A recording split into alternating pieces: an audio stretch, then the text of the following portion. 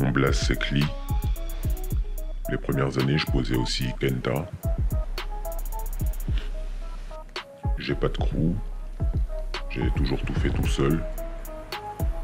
Même si ça m'est déjà arrivé de poser avec des gens qui m'ont fait des plans.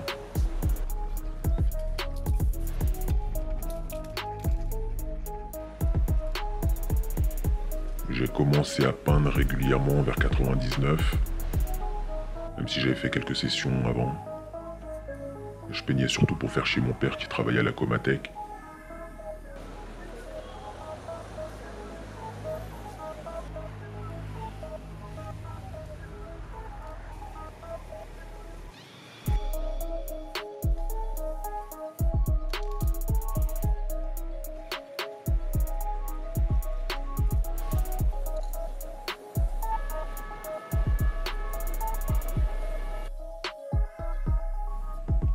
Je me suis rendu compte que peindre me permettait de saturer des murs que je trouvais pas assez saturés à mon goût, de choquer des gens.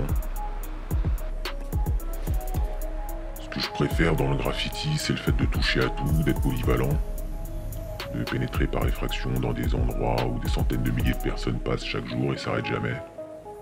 De poser sur un spot vierge, en hauteur, en dessous des graves des autres, de faire des lignes, de saturer des spots, de faire de la rue en journée devant tout le monde à la one again, et de vivre pépère grâce au vol et à la fraude.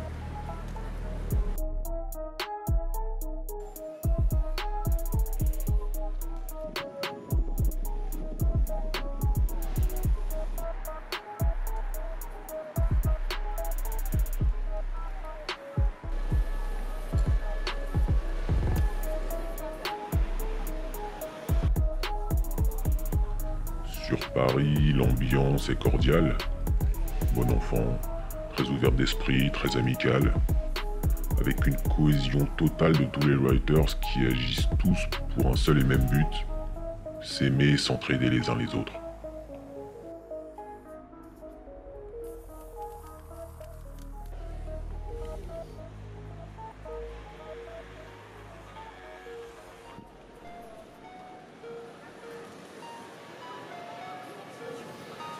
D'après moi, la meilleure époque pour le graffiti, ça sera celle de la future génération, la génération 2050, avec des petits jeunes sans concession, qui en auront rien à foutre, qui préféreront se branler sur Snapchat au lieu de regarder autour d'eux, totalement accros à la thune et aux poppers, qui passeront leur temps à jouer à la console ou à Candy Crush, qui seront prêts à sucer n'importe qui ou n'importe quoi pour 3 euros, qui feront des gosses à des connasses juste pour avoir le droit de frapper sur plus faible qu'eux.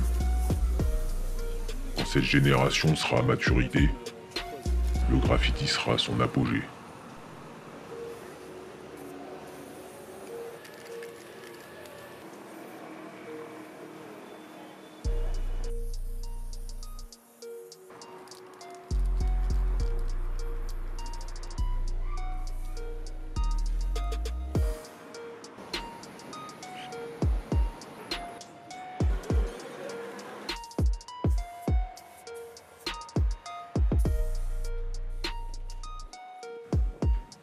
Le genre de writer que j'admire, c'est ceux qui peignent par passion, avec une franche envie de pousser les lignes.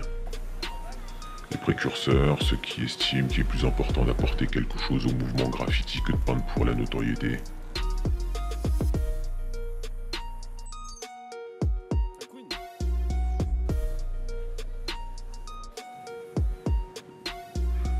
Ma famille, surtout mes parents, ils ont jamais rien voulu comprendre au graffiti, ni pourquoi je posais.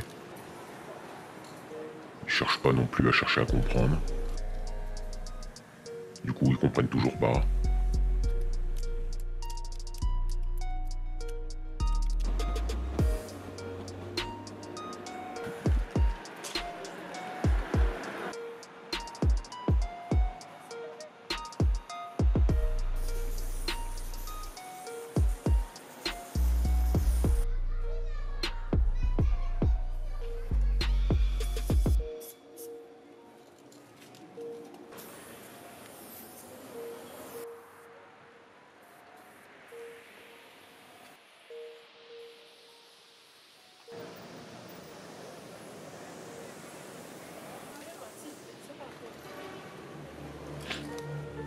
Continuer à faire du vandal à 70 ans, pour moi, ça dépendra de la réforme du régime des retraites.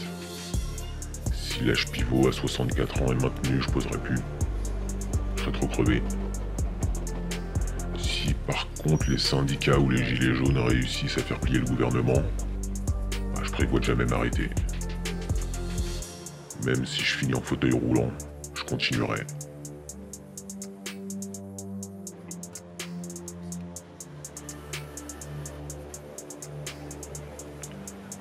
J'ai déjà une trentaine d'enfants avec 7 ou 8 femmes différentes, dont 2 sont décédées.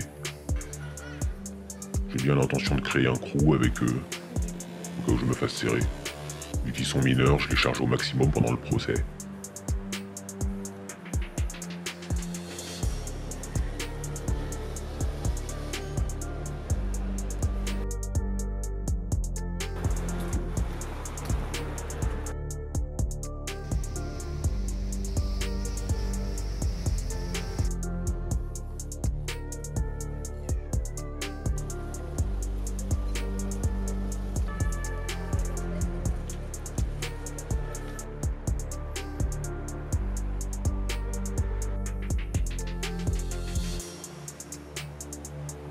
Mes regrets, c'est de ne pas avoir pu poser sur des avions, des paquebots ou du matériel militaire, voire des fusées ou des satellites. J'aurais aimé aussi peindre dans certains pays, comme en Irak, au Tadjikistan, au Paraguay, ou dans des villes comme Mulhouse. J'ai peint à l'étranger, d'abord en Europe, puis un peu partout dans le monde, sur les 5 continents.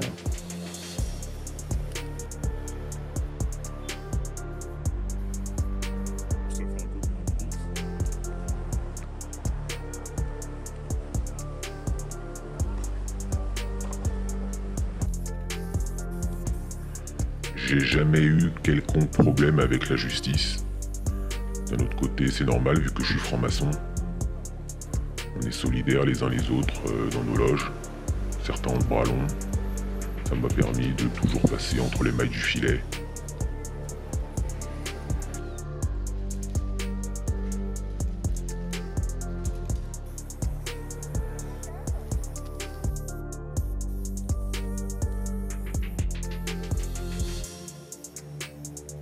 J'aimerais faire une dédicace à toutes les personnes que j'ai croisées dans le graffiti, spécialement ceux qui m'ont soutenu et permis d'évoluer, ceux qui m'ont fait rencontrer du monde, ceux qui ont partagé des choses avec moi, qui m'ont transmis des connaissances, ceux qui m'ont tatoué, ceux que j'aimerais tatouer, ceux qui m'ont aidé quand j'étais en voyage, qui m'ont facilité la vie pour poser, en m'offrant des plans à Paris, à Marseille, dans d'autres villes dans le monde.